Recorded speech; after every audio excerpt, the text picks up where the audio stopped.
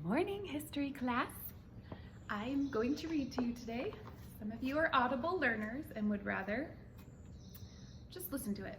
My suggestion is play the video while doing something else, cleaning your room or whatever. So we are in lesson 65, the Children's Crusade, in our Mystery of History book, and I'm just going to read the chapter to you. Here we go. As the title suggests, this lesson is about children. But it is not the least bit fun, as writing about children ought to be. This lesson is but another tragic story from the Middle Ages. It is tragic because it involves the loss of thousands of children on one of the Crusades. You probably remember the result of the Third Crusade in lesson 61. The Third Crusade involved an unusual relationship between Richard the Lion-Hearted and Saladin.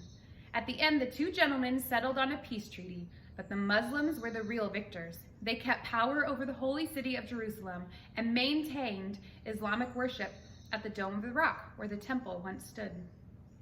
Well, many Christian hearts were broken over the inability to regain Jerusalem. Though Christians were given the right to pilgrimage through the Holy Land, it was not enough for many. Several more crusades were initiated, but none had a lasting effect. Strangely enough, in the same year, 1212, there were two different boys from two different countries who believed the Lord was speaking to them. Their mission was the same, to lead a crusade of children to take back Jerusalem. I will describe the boys and their stories separately because the two might not have met or even known that the other existed. Nicholas. At the time of the Children's Crusade, Nicholas was a boy about 12 years old. He lived in Germany. Nicholas believed he heard the Lord instruct him to march on the holy city. Now, I don't know exactly what this boy was thinking, but in my imagination, I believed he may have thought, how? How can I, just a boy, lead a crusade? That would have been a great question, but I suspect he never asked himself why. Nicholas probably grew up knowing exactly why the crusades were being fought. He probably had heard all kinds of the heroic and gruesome stories from his parents, grandparents, uncles, and friends. He probably understood why thousands and thousands of Europeans had to risk their lives over the city of Jerusalem, and for reasons we can't fully understand, he was willing to do the same. Somehow, Nicholas managed to recruit thousands of other children to go with him. Most were boys around the age of 12, but some were girls dressed up like boys. Nicholas appealed to other children by proclaiming that God needed their pure and innocent spirits to fight this holy war. Priests of the church and of course the parents of these children begged them not to go, but they went anyway. In fact, nearly 30,000 children slipped away to follow Nicholas on his crusade. Legend suggests it may be this mass exodus of children that led to the story of the Pied Piper of Hamelin. In that tale, hundreds of German children were lured from their homes by the piper and were never seen again. There are other theories about the story behind the Pied Piper, but the Children's Crusade is certainly one possibility. Nicholas and his thousands of young followers left mainly from the city of Cologne in Germany. They traveled along the Rhine River and over the Alps. The Alps, by the way, is a large mountain system across Europe. You can only imagine the disaster this trip came to be, because children need their parents to help keep them alive. Remember that. Okay. The children were terribly unprepared for their journey.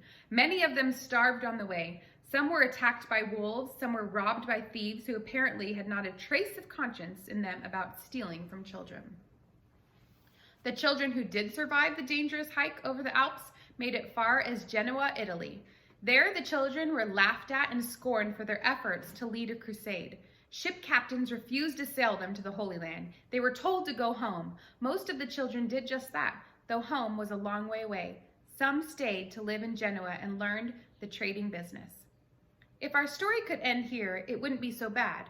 Not that climbing over the Alps and back again was easy, but at least many of these children lived through the journey. However, there's more to the story of the Children's Crusade. There is still another boy. Stephen of Cloyes. Stephen of Cloyes was also a boy about 12 years old. He was a shepherd living in France. He believed that the Lord spoke to him while tending his flocks. Stephen, like Nicholas, felt that he was to lead a group of children to the Holy Land. He told this news to the King of France, who promptly ordered him to return to his sheep. However, Much like Nicholas, Stephen didn't listen to the wisdom of adults. He recruited about 20,000 children to join him. Touched by the devotion of these children, Pope Innocent III gave his support to the young crusaders. "The very children put us to shame," he said, and he watched them bravely begin their fatal march. These youngsters traveled by foot across France to Marseille, a French city on the coast of the Mediterranean Sea. Trusting in the Lord, the children packed no provisions. Many of them starved before they reached the coast.